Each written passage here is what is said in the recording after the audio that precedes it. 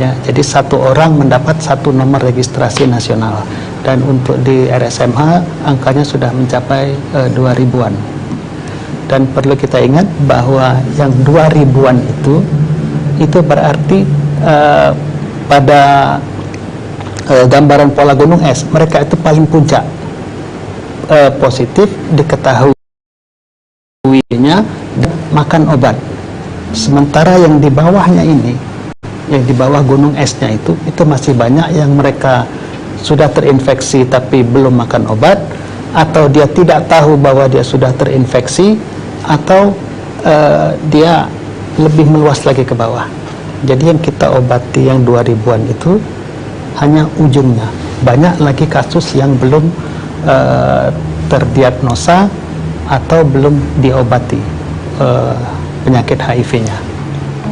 Baik, berarti memang untuk saat ini memang walaupun kita sudah mengetahui untuk yang terkena ini dokter ya, bahwa di bawah-bawahnya pun masih banyak lagi ya dokter. Masih banyak lagi. Dan itu memang ada yang belum diketahui, hanya cuma sebatas minum obat, tapi kita tidak tahu apakah dampak untuk lebih parahnya lagi itu seperti apa ya dokter.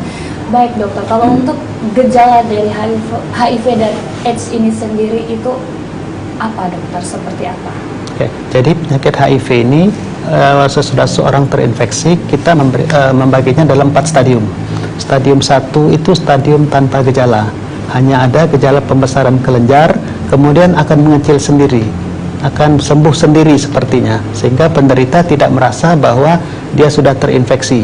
Gejalanya seperti dia terkena influenza seperti biasa, batuk, demam, sakit kepala, pusing-pusing, sakit tenggorokan, kemudian hilang sendiri. Itu kita namakan flu-like syndrome. Jadi kumpulan gejala mirip-mirip dengan flu.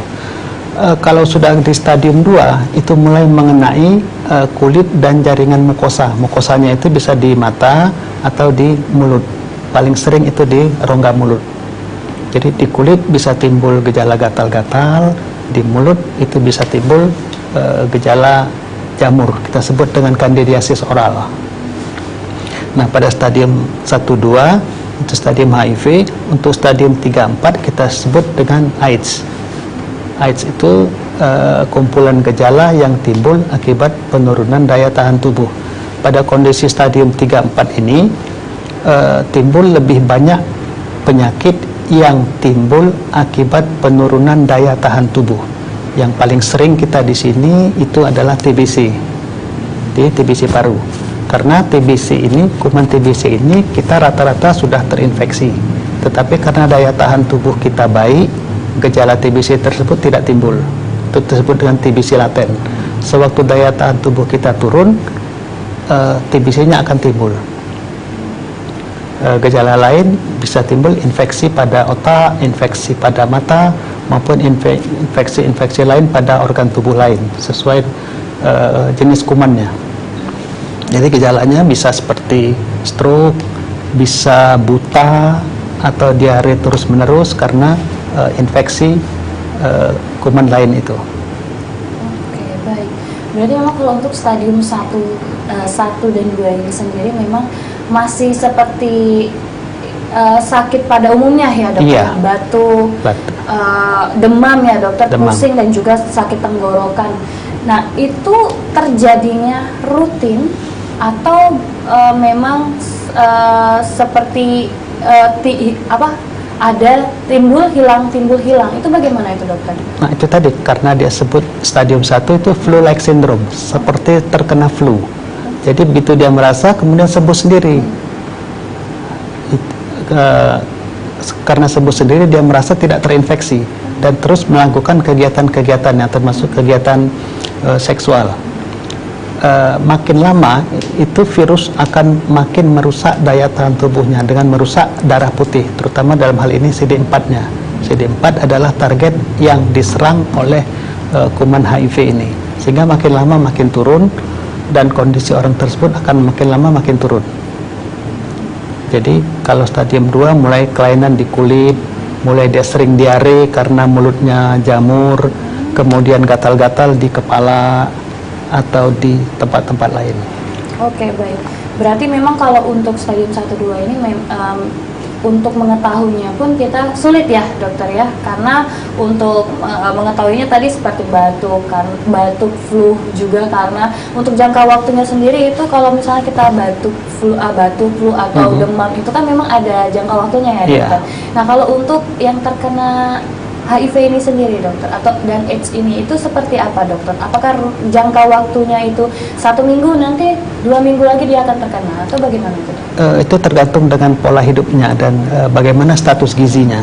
Kalau pola hidupnya baik, status gizinya baik, tidak merokok, jarang begadang atau tidak minum minuman, mungkin kondisi flu itu hanya sebentar, kemudian dia sehat seperti biasa. Tapi sebenarnya proses di dalam tubuhnya itu berjalan terus mengalami penurunan daya tahan tubuh. Sampai pada suatu saat kondisi badannya turun, infeksi lain itu makin timbul. Jadi memang untuk virus itu sendiri cepat menyebarnya ya dokter ya.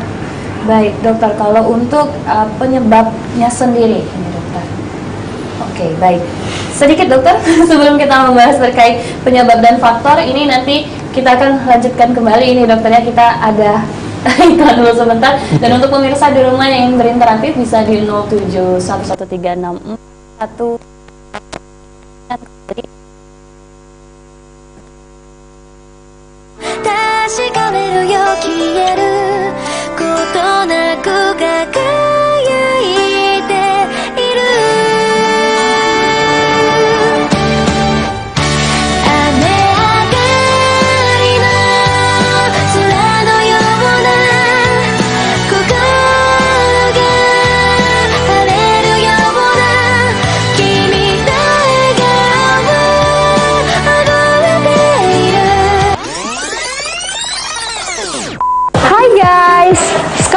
pendaftaran di Polri Jalan RSMH wajib menggunakan pendaftaran online, yaitu daftarin aja. Untuk link pendaftarannya bisa kalian cek di bawah ini.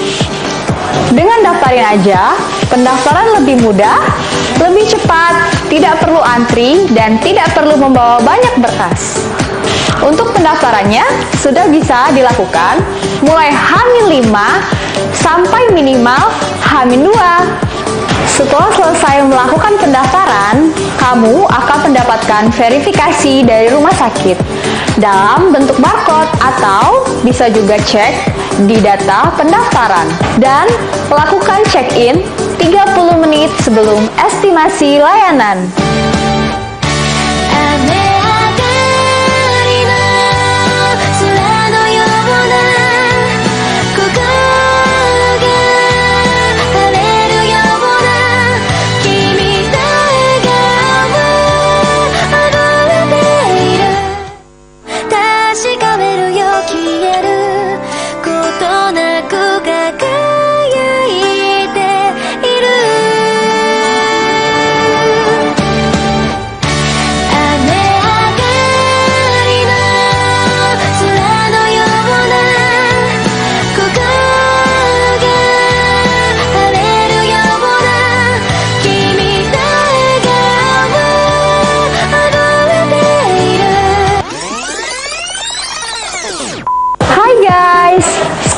Pendaftaran di Polri Jalan RSMH wajib menggunakan pendaftaran online, yaitu daftarin aja. Untuk link pendaftarannya bisa kalian cek di bawah ini. Dengan daftarin aja, pendaftaran lebih mudah, lebih cepat, tidak perlu antri, dan tidak perlu membawa banyak berkas. Untuk pendaftarannya sudah bisa dilakukan mulai H-5 sampai minimal H-2. Setelah selesai melakukan pendaftaran, kamu akan mendapatkan verifikasi dari rumah sakit dalam bentuk barcode atau bisa juga cek di data pendaftaran dan lakukan check-in 30 menit sebelum estimasi layanan.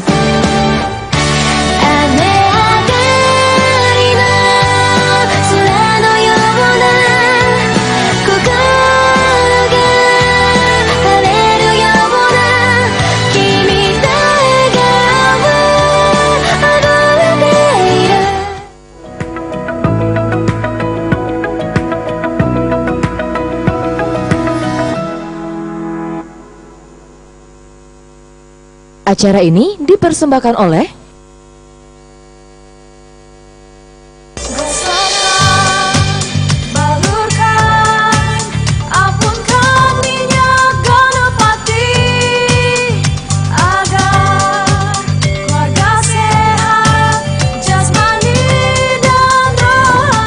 Dimanapun, saya selalu siap membawa minyak gosok Ganapati.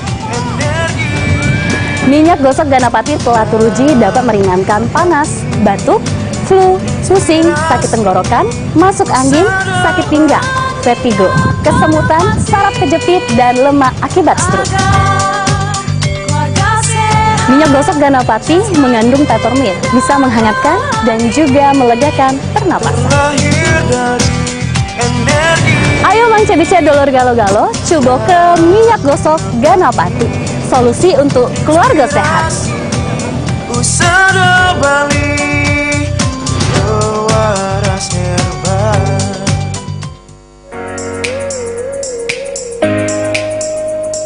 Ekspedisi kuliner Cihuy Ciboy.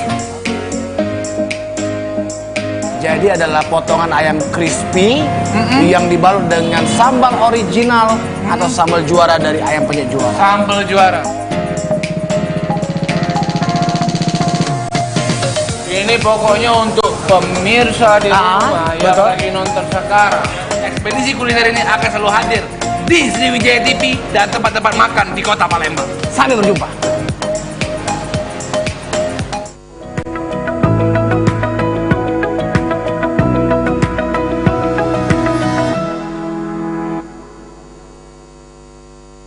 Acara ini dipersembahkan oleh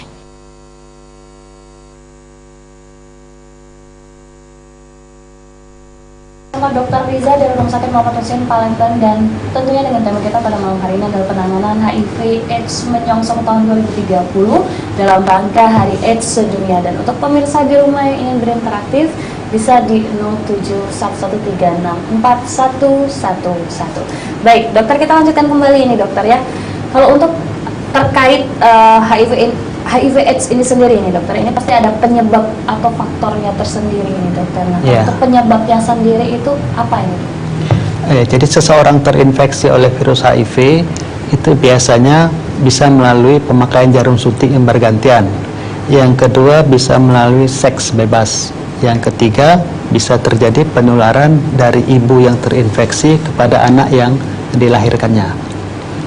Nah, jadi pada ibu yang seperti ini, dia akan diikutkan program PPIA, pencegahan penularan dari ibu ke anak, di mana akan ada 4 hal yang dilakukan. Yang pertama, ibunya makan obat ARV, obat antiretroviral. Yang kedua, tidak menyusui, melahirkan melalui seksio, dan si anak itu makan obat pencegahan. Si anak dibuktikan terinfeksi HIV atau tidak sesudah dia berumur 18 bulan. Setelah berumur 18 bulan Ya. dokter, ya. Kalau untuk si ibu sendiri dokter, Ya. diketahui bahwa si ibu terkena HIV, Ya. itu bagaimana dokter? Biasanya di puskesmas itu ada namanya screening HIV. Jadi di puskesmas di pemeriksaan ANC, antenatal care, pemeriksaan pada ibu hamil, itu biasanya ada 3 pemeriksaan: hepatitis, sifilis, dan HIV. Jadi makin dini kita mengetahui status HIV-nya, makin cepat ibunya bisa mendapat obat untuk mengurangi resiko penularan ke anak yang dikandungnya. Oke, baik. Berarti untuk si ibu sendiri apabila terkena HIV ini, si ibu memang harus mengkonsumsi obat ya, dokter ya. Nah, kemungkinan dokter untuk si anak yang ada di dalam kandungannya bisa terkena itu seperti apa? Nah, jadi resiko penularan pada anak itu makin besar jika jumlah virus pada ibu makin tinggi, dan akan makin rendah kalau jumlah virus pada ibu itu rendah atau tidak terdeteksi pada pemeriksaan jumlah virus, viral load kita istilahkan.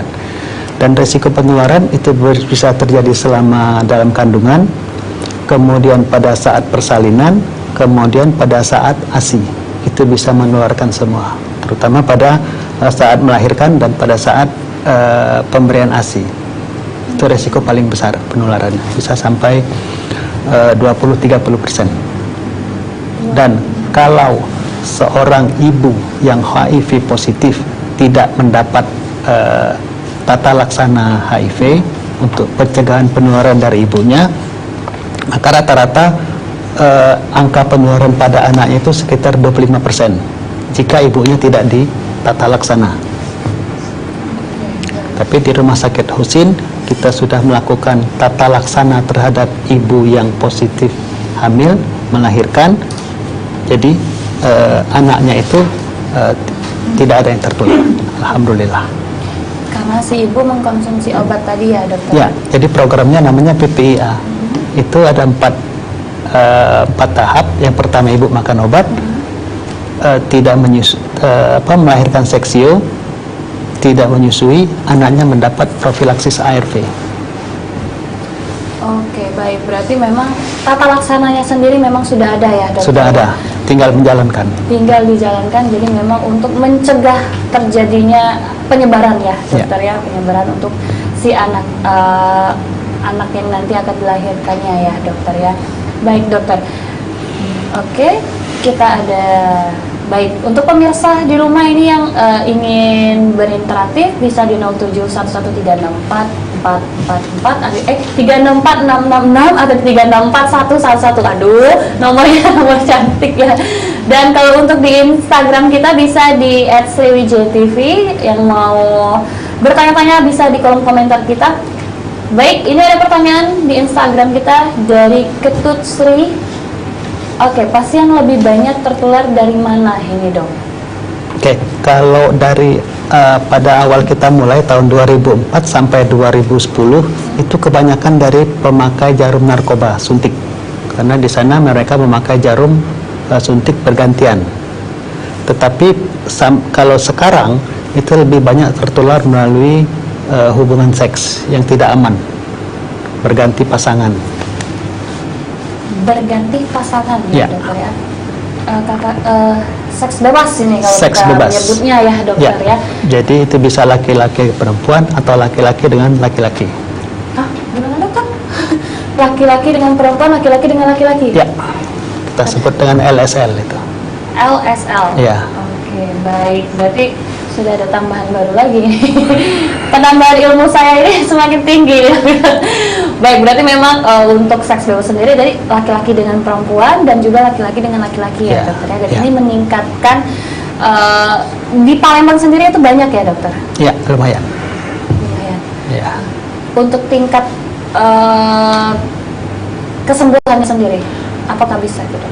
Jadi kalau seseorang terinfeksi HIV dan makan obat yang namanya ARV, itu obat tidak menyembuhkan, tetapi dia akan menekan jumlah virus sehingga jumlah virusnya menjadi tidak terdeteksi. Kalau sudah tidak terdeteksi itu disebutkan oleh WHO bahwa tidak menularkan, undetected, untransmittable. Baik, berarti memang dengan adanya obat itu sendiri itu akan lebih ke mencegah ya dokter ya untuk terjadinya penularan ke yang lainnya. Iya. Berarti untuk si pasien sendiri itu bagaimana dokter untuk efek sampingnya sendiri? Ya, obat sekarang kalau dibanding dengan obat-obat di awal 2004 dulu itu jauh lebih baik, jauh lebih aman. Kalau dulu obat hanya satu pilihan dan efek sampingnya banyak.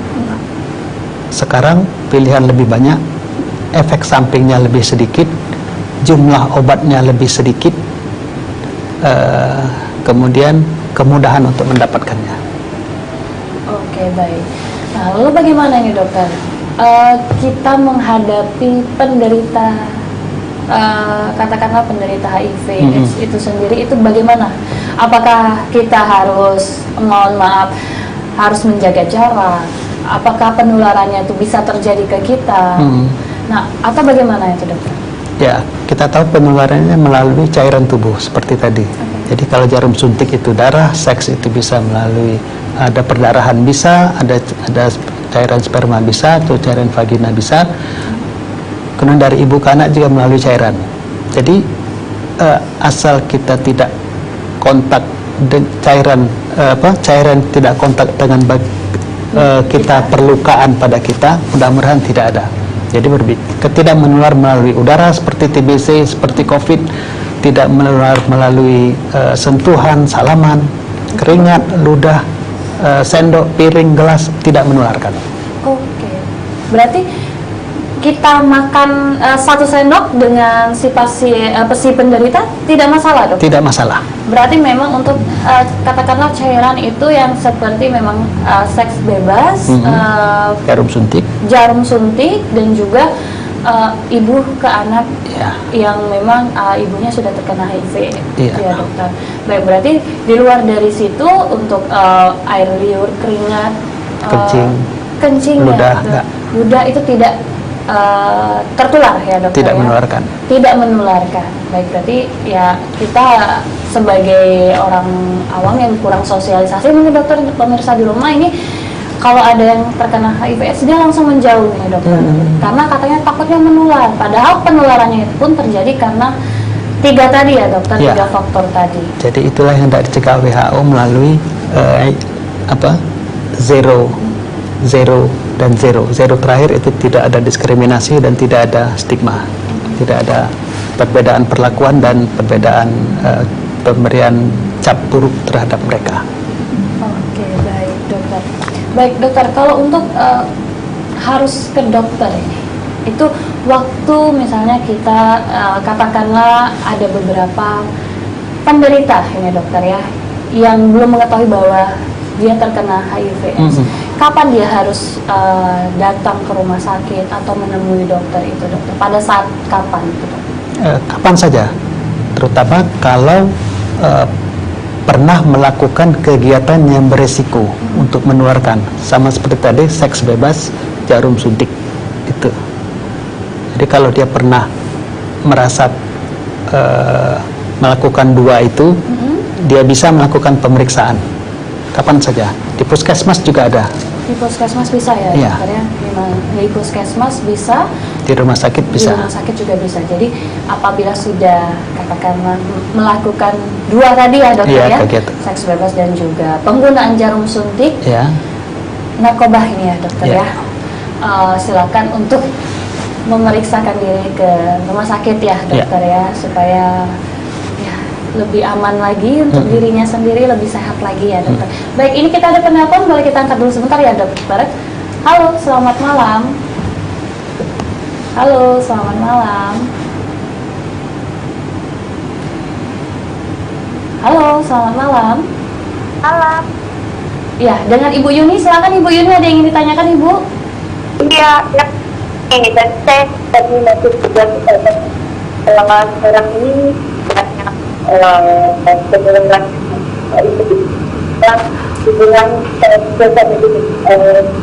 dibilang Ibu Yuni, mohon maaf Ibu Yuni, ini sedikit terputus-putus, boleh diulangi lagi Ibu Yuni? Ya, untuk yang saya tanyakan, kenapa hubungan sosial media itu menjadi apa ya, menjadi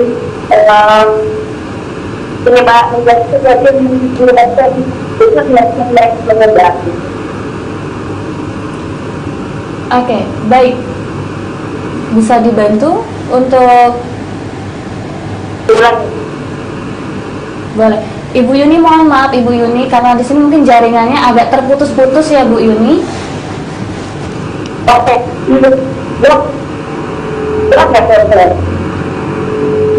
Dengar, batas itu dengar. Pada saat Bu Yuni memanggil terdengar ini, pada Iya. saat pertanyaan ini terputus-putus ini Bu Yuni.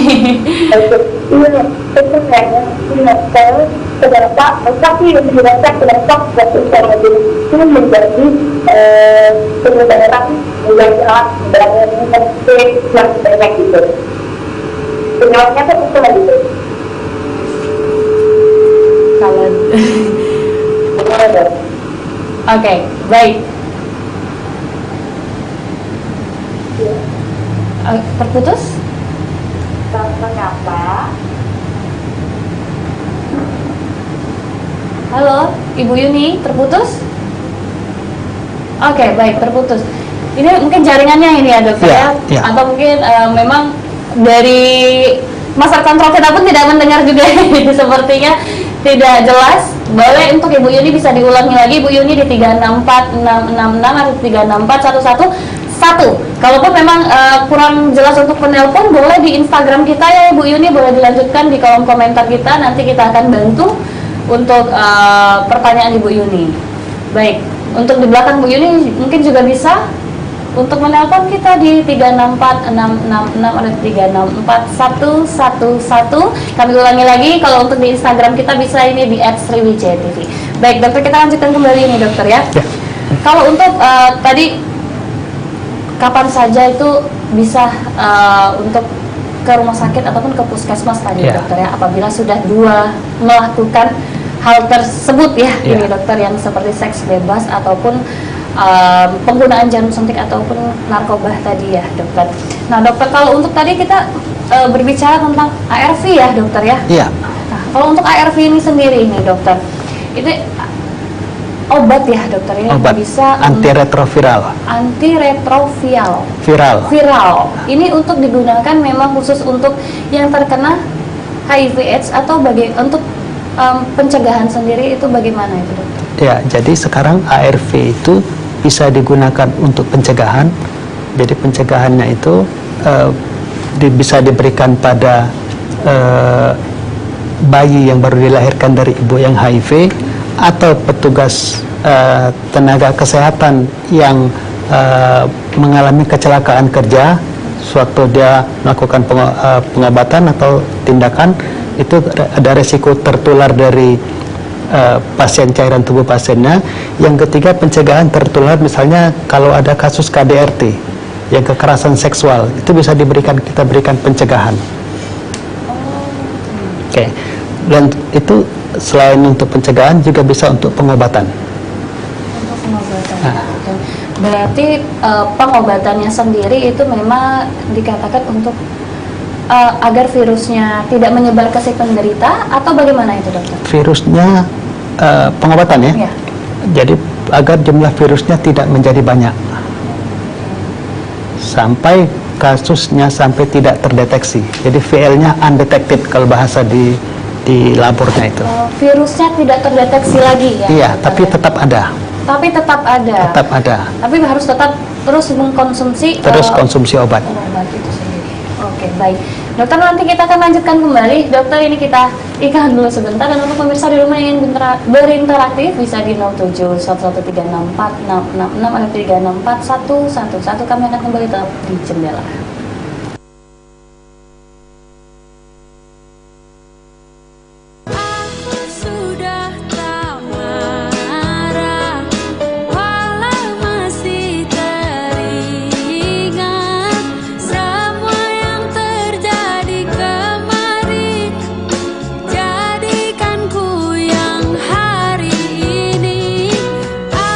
Sudah tak benci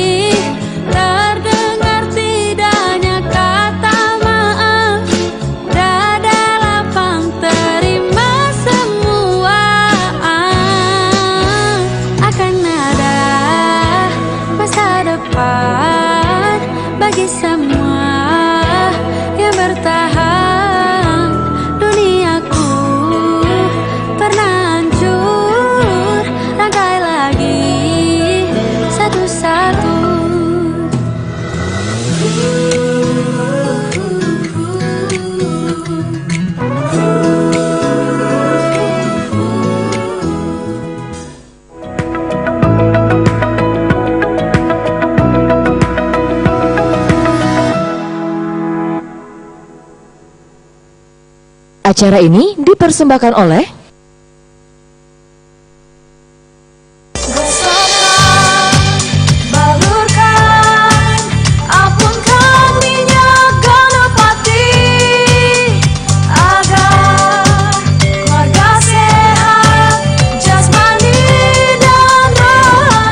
Dimanapun, saya selalu siap membawa minyak gosok Ganapati. Minyak gosok Ganapati telah teruji dapat meringankan panas, batuk, flu, pusing, sakit tenggorokan, masuk angin, sakit pinggang, vertigo, kesemutan, saraf kejepit, dan lemak akibat stroke. Minyak gosok Ganapati mengandung peppermint, bisa menghangatkan dan juga melegakan pernapasan. Ayo bisa dulur galo-galo, coba ke minyak gosok Ganapati, solusi untuk keluarga sehat.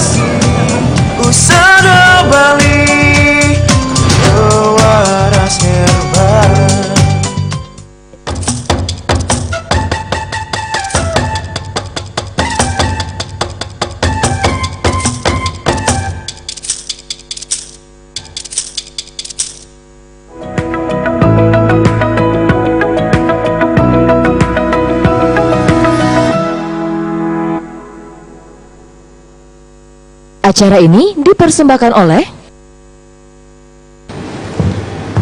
Baik, masih di Jendela pemirsa, masih bersama Dr. Hilza dari Rumah Sakit Muhammad Hussein Palembang, dan masih dengan tema kita adalah penanganan HIV/AIDS menyongsong tahun 2030 dalam rangka Hari AIDS sedunia.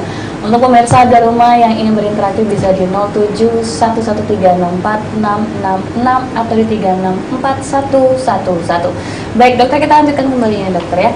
Dokter, kalau untuk HIV/AIDS ini sendiri dokter, ini apakah menyebabkan kematian? Ya, jadi penyebab kematian pada penderita HIV/AIDS itu adalah infeksi lain yang timbul, infeksi yang masuk ke tubuhnya setelah kondisi daya tahan badannya turun. Itu kita sebut dengan infeksi oportunistik. Dan yang paling banyak menimbulkan infeksi oportunistik itu adalah TBC. TBC. Berarti memang kalau untuk menyebabkan kematian itu sendiri, untuk terjadinya penurunan pada si penderita sendiri ini dokter ya, kita bisa melihat bagaimana si penderita itu terkena HIV/AIDS ini sendiri, itu seperti apa dok?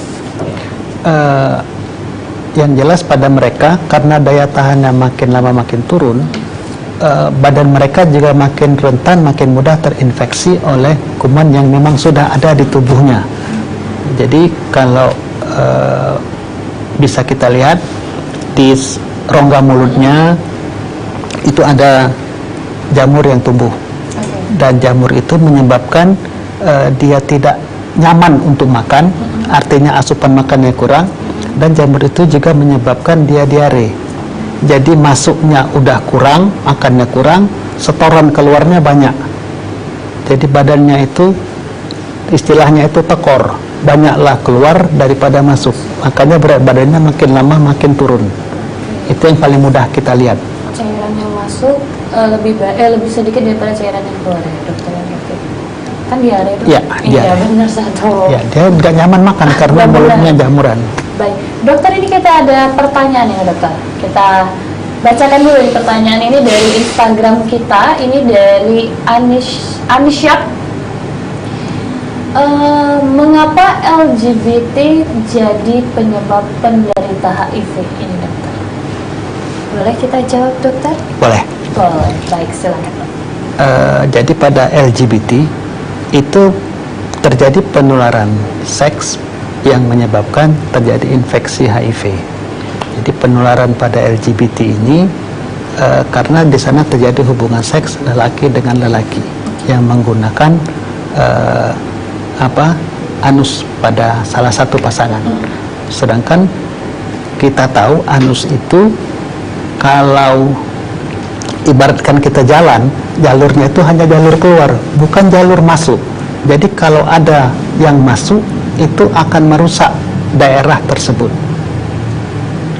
Oke, kalau daerah itu rusak, timbul perdarahan, maka kuman akan lebih kuman HIV akan lebih cepat menyebar pada perlukaan itu. Itulah yang dikatakan penyebaran itu terjadi kan di LGBT ini sendiri ya, ya, karena laki-laki dengan laki-laki yang memang berhubungan yang beda tempatnya ya, pada tempat yang tidak semestinya, pada tempat yang tidak semestinya, di mana resikonya lebih besar. Oke, baik. Berarti memang karena terjadinya adanya, kita nggak tahu bakteri, kuman segala macam itu ya dokter ya, yang namanya bisa, saluran pembuangan pasti banyak kuman di sana. Benar sekali, dan itu bisa menghasilkan virus yang berbahaya. Ini bisa menularkan virus. Menularkan virus. Timbullah virus ini ya dokter ya, yang akan menjadi penyakit. Baik dokter, ini untuk pertanyaan boleh masih bisa di Instagram kita di @sriwijayatv atau bisa di line telepon kita di 0711136466 atau 364111. Baik dokter, kita lanjutkan kembali nih dokter ya. Kalau tadi penurunan berat badan ya dokter ya, di salah satu penderita HIV/AIDS ini sendiri ya dokter. Kemudian terlihat di rongga mulutnya itu seperti putih-putih jamur. Putih-putih atau jamur ya? Iya, jamur. Ya? Kita sebut dengan kandidiasis oral. Itu pada stadium 2 ya. Stadium 2. Lalu kita bisa melihat lagi atau mungkin si penderita bisa mengetahui bahwa dia terkena HIV itu bagaimana dokter selain 2 itu tadi dokter? 2 itu hanya tanda. Oke, 2. Untuk diagnosa HIV harus melalui tes darah dengan 3 tes yang berbeda. Oke, baik. Jadi itu tanda, kemudian belum pasti kalau tanda, tapi kalau diagnosa itu pasti dengan tes darah. Tesnya itu 3 tes, 3-tiganya harus reaktif untuk disebut positif HIV. Kalau hanya 2 atau hanya 1, belum bisa kita sebut penderita HIV. Baik, berarti memang kalau misalnya dia melakukan tes kesehatan ya dokter? Ya. Dia langsung terdeteksi. Nah itu berarti memang dari seperti ketiga tes tadi memang dia sudah dilakukan tes tadi memang dia reaktif atau bagaimana itu dokter? Dengan tes kesehatan yang biasa yang dilakukan seperti yang untuk tes HIV ini harus izin penderita. Nah jadi dengan 3 tes, jadi harus ditanyakan kesediaan penderita, harus dilakukan konseling pra-tes. Jadi sebelum dilakukan tes pemeriksaan itu harus dilakukan konseling dulu. Setelah hasilnya keluar, apapun itu, walaupun positif atau negatif, tetap kita lakukan konseling post-test namanya. Kalau konseling hasilnya dia negatif, konseling kita itu bagaimana agar dia tidak melakukan kegiatan berisiko. Kalau hasil tesnya positif, kita konseling bagaimana agar dia apa yang harus dilakukannya, termasuk makan obat. Kita anjurkan untuk makan obat sesegera mungkin. Kalau untuk obat sendiri nih dokter, untuk si penderita, apakah memang bisa tadi harus tahu dulu bagaimana si penderita ini, apakah stadium 1, 2, 3, 4 baru minum obat, kemudian untuk obatnya sendiri apakah mengurangi stadium itu sendiri atau bagaimana itu dokter? Stadium ditetapkan pada awal dia hasil tes. Sesudah dites, ketemu dokter akan langsung ditentukan stadiumnya 1, 2, 3, 4. Nah sekali diberikan status stadium itu akan terus. Jadi berikutnya kalaupun kondisinya membaik itu jadi kita sebut dengan stadium 3 dengan perbaikan. Berarti memang hanya untuk memperbaiki ya dokter ya, bukan untuk menyembuhkan ya dokter ya? Iya, hanya menekan virus sampai jumlahnya tidak terdeteksi lagi. Mengurangi virus-virus yang ada ya dokter, ya. Dia tidak menyebar di tubuhnya si penderita untuk timbul penyakit lain ya dokter? Iya, dan tidak menularkan.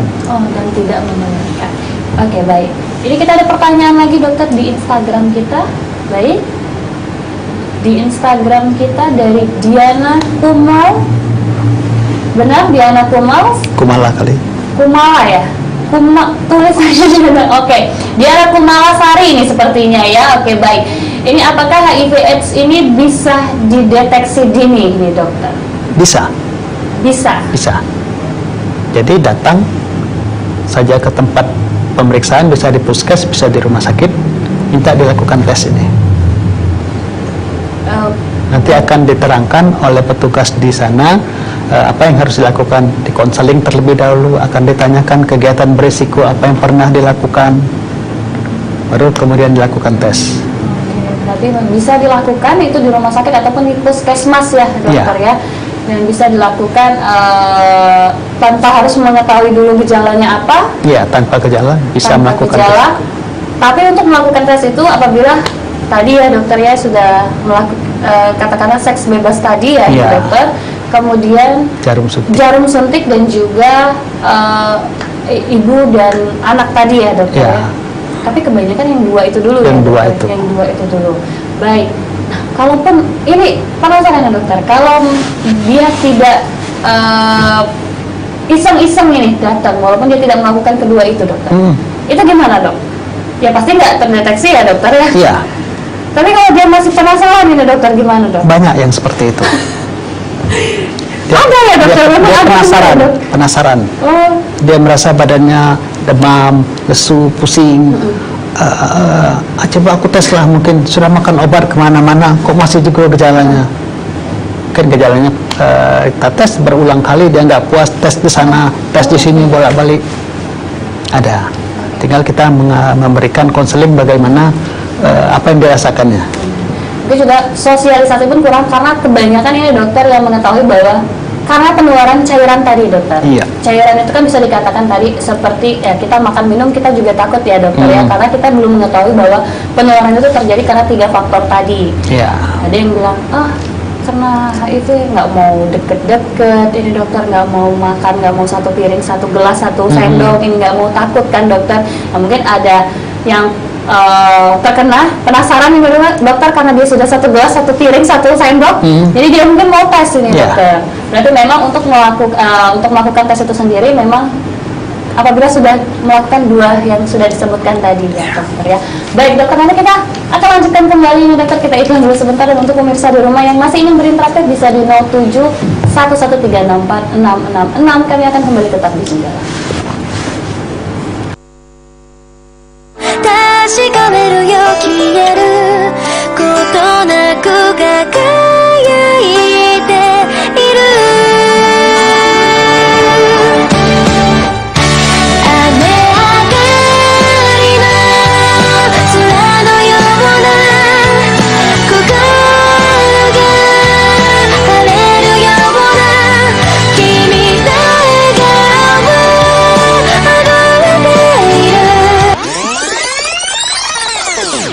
Hai guys, sekarang pendaftaran di Polwirawan Jalan RSMH wajib menggunakan pendaftaran online, yaitu Daftarin Aja. Untuk link pendaftarannya bisa kalian cek di bawah ini.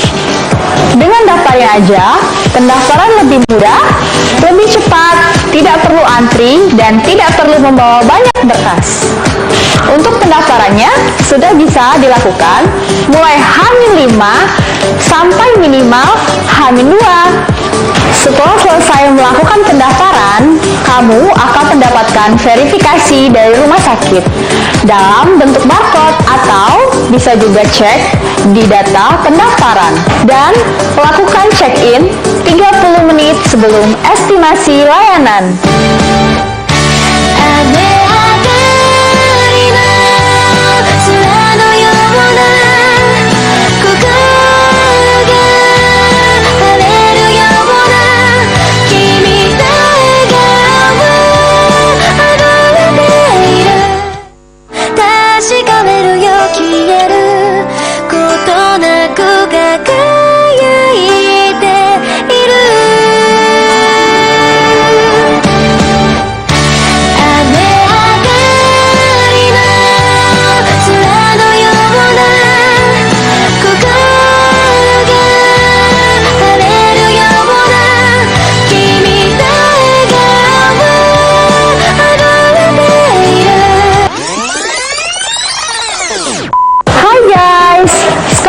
Pendaftaran di Polwirawan Jalan RSMH wajib menggunakan pendaftaran online, yaitu Daftarin Aja. Untuk link pendaftarannya bisa kalian cek di bawah ini.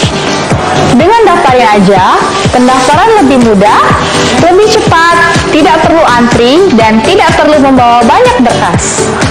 Untuk pendaftarannya sudah bisa dilakukan mulai H-5 sampai minimal H-2. Setelah selesai melakukan pendaftaran, kamu akan mendapatkan verifikasi dari rumah sakit dalam bentuk barcode atau bisa juga cek di data pendaftaran dan lakukan check-in 30 menit sebelum estimasi layanan.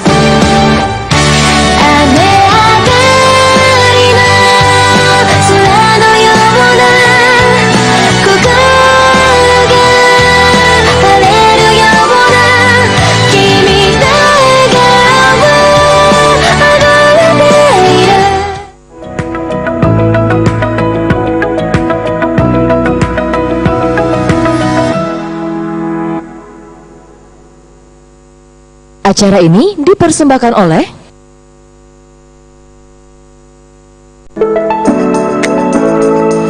Saksikan keseruan tim Celimpungan mengeksplorasi keindahan, keunikan, keberagaman, serta budaya di suatu daerah.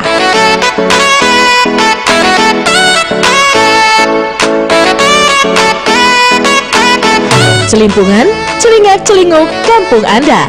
Setiap minggu pukul 19.00 waktu Indonesia Barat. Hanya di Sriwijaya TV.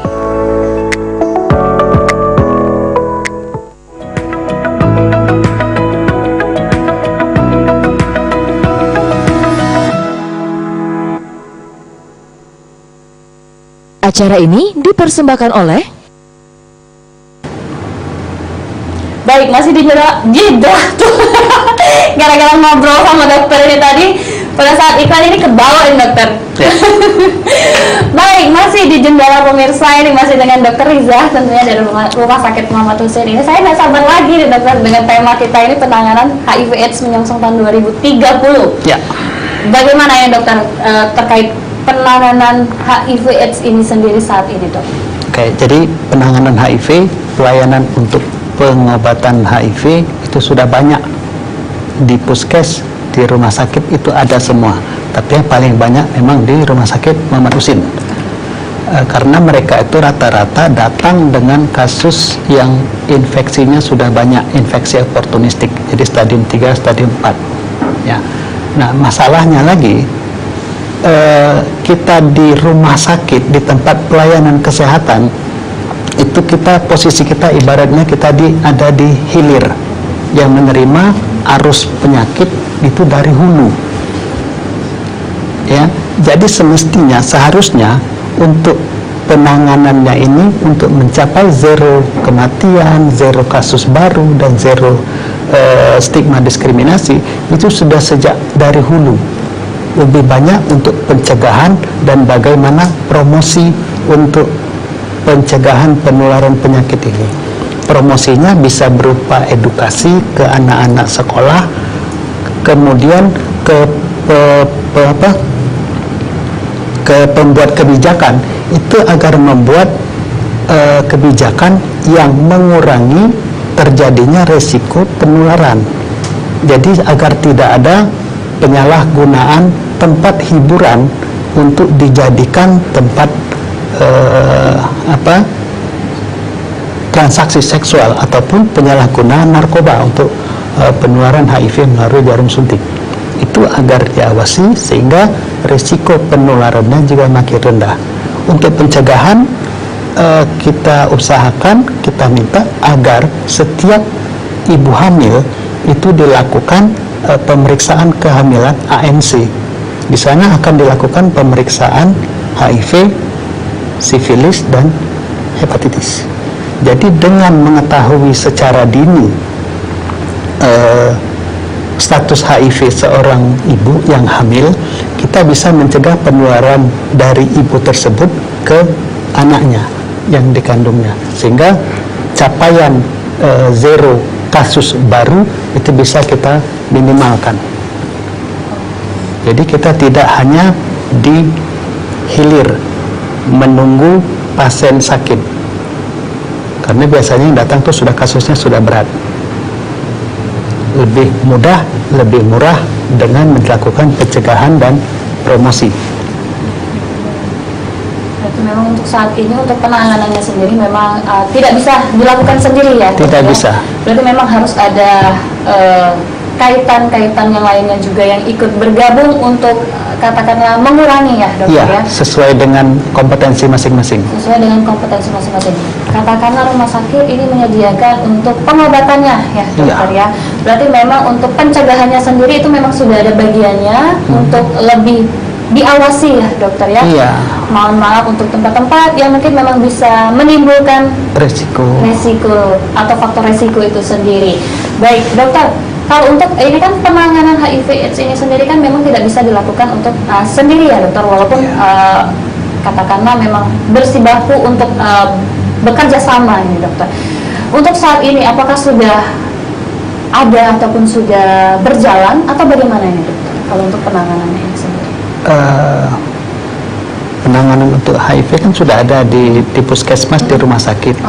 Itu kasus kita makin lama makin banyak, kasusnya juga makin banyak yang berat. Di puskesmas juga sudah banyak penanganannya, sudah banyak, obatnya sudah lengkap, petugasnya sudah ada. Tinggal bagaimana di pencegahannya ini.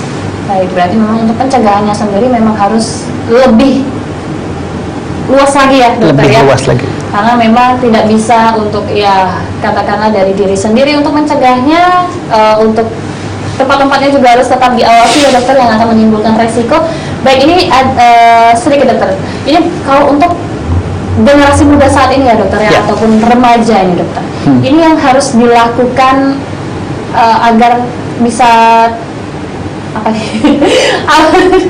Aduh mohon maaf ini pemirsa ini agak rancu sedikit ini dokter. Baik, kalau untuk remaja saat ini ya dokter ya, karena kan kita tidak bisa mengawasinya lebih ketat ini dokter. Karena untuk anak-anak muda saat ini memang tidak bisa kita jaga karena mereka harus menjaga diri mereka sendiri.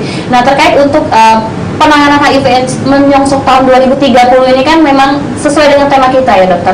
Yang harus dilakukan agar bisa tercapai dengan tujuan dengan tema kita ini seperti apa dokter? Oke, jadi untuk remaja itu termasuk kelompok rentan, kelompok yang resikonya mudah tertular karena mereka aktif baik secara kegiatan fisiknya maupun secara seksualnya, dan mereka mudah terajak-ajak dengan kelompok, dengan teman atau dengan yang lain yang dianggap yang dikaguminya, dan itu menyebabkan mereka rentan untuk tertular penyakit ini. Jadi mereka harus kita lakukan edukasi. Kita ada rencana nanti ke depan beberapa hari ini ke sekolah-sekolah untuk melakukan penyuluhan tentang HIV/AIDS ini, agar mereka tidak melakukan kegiatan yang beresiko untuk menularkan HIV ini. Berarti memang saat ini sudah dilakukan sosialisasi ya dokter ya, berarti ke sekolah-sekolah untuk katakanlah anak-anak muda sekarang ya dokter, remaja-remaja yang memang mau beranjak ini, memang mereka harus diedukasi, lebih harus dikasih paham ya dokter ya, harus lebih memahami lagi itu akibat, dampak dan resikonya sendiri itu seperti apa ya dokter ya. Baik dokter, kalau untuk sudah dilakukan sosialisasi edukasi ini nantinya dokter, untuk beberapa mungkin ada proyek ataupun kegiatan lainnya nanti itu dalam waktu dekat apakah ada dokter? Ada. Jadi sekitar tanggal berapa, tanggal 12 rasanya kita ada rencana ke sekolahan untuk itu. Edukasi tentang HIV/AIDS, tentang infeksi menular seksual, dan tentang narkoba. Jadi tiga itu satu paket bersama dari Poltabes dan dari bagian IMS, infeksi menular seksual. Berarti lengkap ya dokter ya untuk sosialisasinya sendiri, nanti langsung bagian-bagiannya sendiri ini dokter ya, nanti sesuai kompetensinya. Sesuai kompetensinya. Baik. Nah dokter, ini ada satu pertanyaan ya dokter ya, kalau untuk penggunaan alat pengaman atau ini alat kontrasepsi ini dokter, itu bagaimana ini dokter? Oke, jadi kalau dulu alat kontrasepsi ini digunakan untuk pencegahan kehamilan. Ya. Nah, jadi sekarang selain untuk pencegahan kehamilan juga digunakan untuk pencegahan penularan dari penyakit infeksi menular seksual, termasuk di sini HIV. Jadi masalahnya apa ya, kemudahan mendapatkan ini. Kalau kita ke supermarket, kita bisa membeli langsung. Oh iya, ada dokter. Benar ya? Benar. Pernah lihat dokter. Pernah lihat. Iya, pernah lihat dokter Iya, di pernah depan lihat. itu dekat kasir. Iya. Jadi mudah mendapatkan itu artinya mereka mungkin untuk kegiatan lain ya. Nah, tapi bisa juga untuk kegiatan hubungan seksual. Oke, berarti memang untuk penggunaannya sendiri itu kalau dulu untuk mengurangi kehamilan ya. Mencegah kehamilan. Mencegah kehamilan. Tapi sekarang juga untuk mencegah penularan HIV. Penularan HIV Infeksi infeksi ya. Iya, infeksi menular seksual. Menular seksual ini sendiri.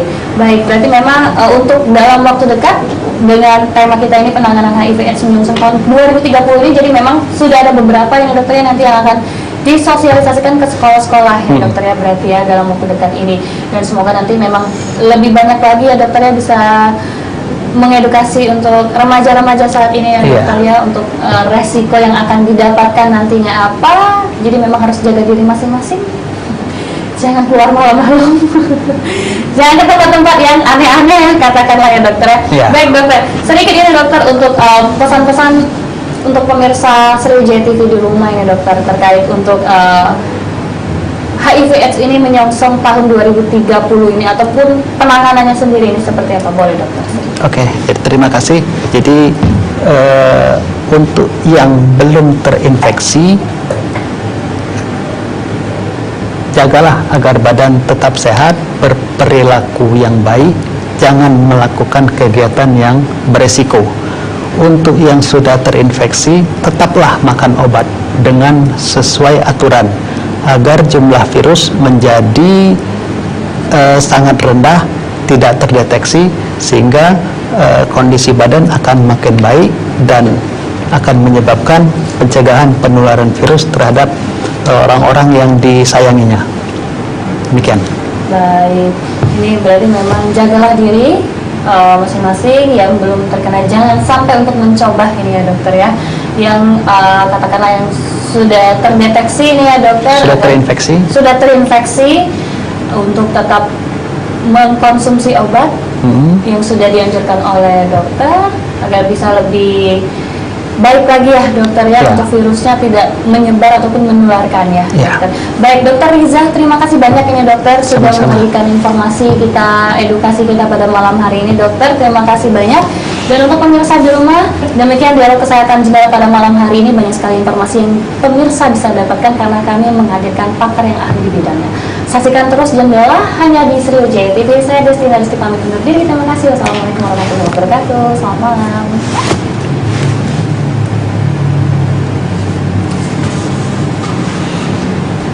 Selesai juga. Masih.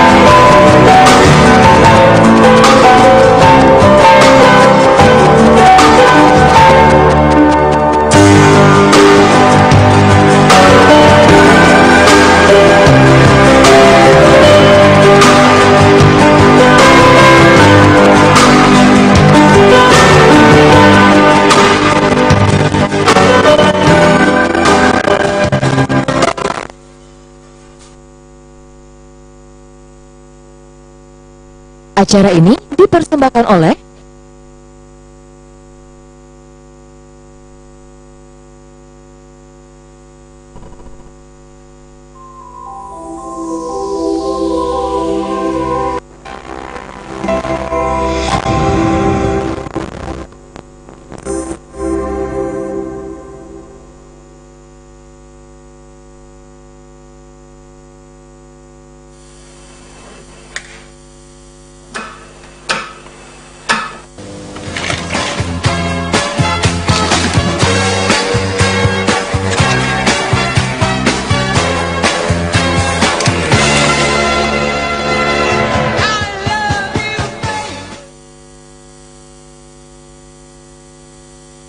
begitu indah, tak pernah sampai.